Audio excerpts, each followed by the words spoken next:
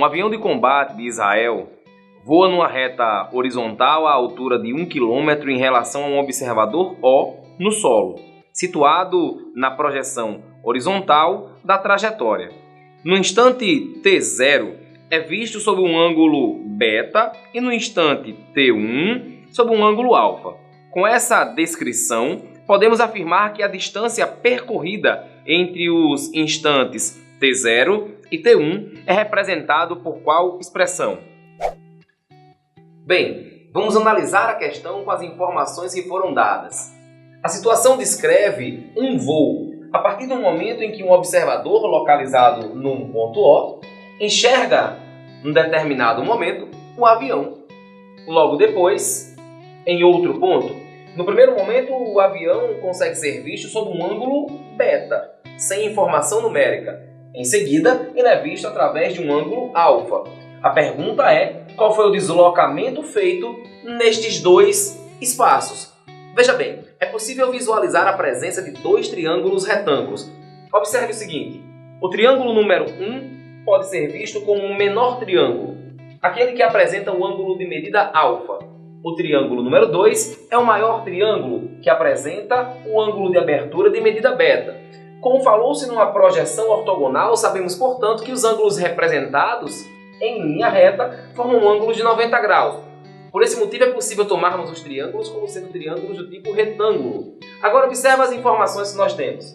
Como a projeção medida indica 1 km de distância em relação ao solo, os dois triângulos que se apresentam têm, portanto, uma informação equivalente aos catetos, oposto aos ângulos, respectivamente, de alfa e beta, iguais e de medida igual a 1. A relação pede para que seja definida a distância entre os dois pontos nos quais foram observados os ângulos alfa e beta. Esse deslocamento pode ser encontrado como a diferença, quer dizer, a subtração entre os dois deslocamentos, o maior e o menor. É possível, portanto, definir essas duas medidas. Tomemos essa como referência e chamemos de x. No triângulo maior, chamemos essa referência de y. Eu tenho a possibilidade de associar num triângulo retângulo dois catetos, oposto e adjacente ao ângulo dado.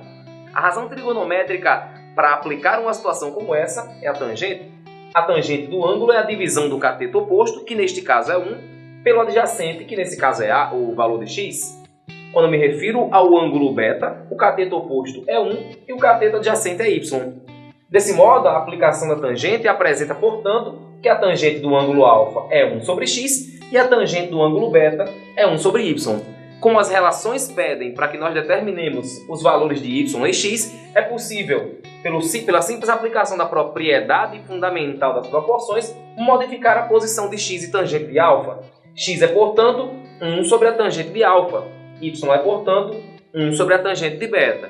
1 sobre a tangente de alfa nada mais é do que o inverso da tangente. E o inverso da tangente é conhecido como cotangente. 1 sobre a tangente de beta é o inverso da tangente de beta. É, portanto, a cotangente de beta.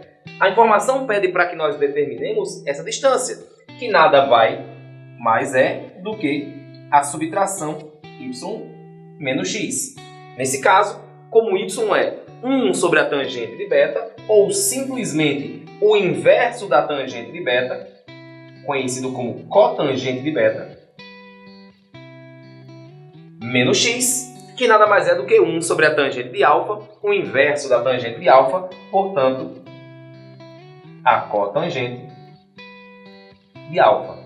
Deste modo, a distância, ou a expressão que representa a distância que foi realizada, esse percurso, é cotangente de beta menos cotangente de alfa.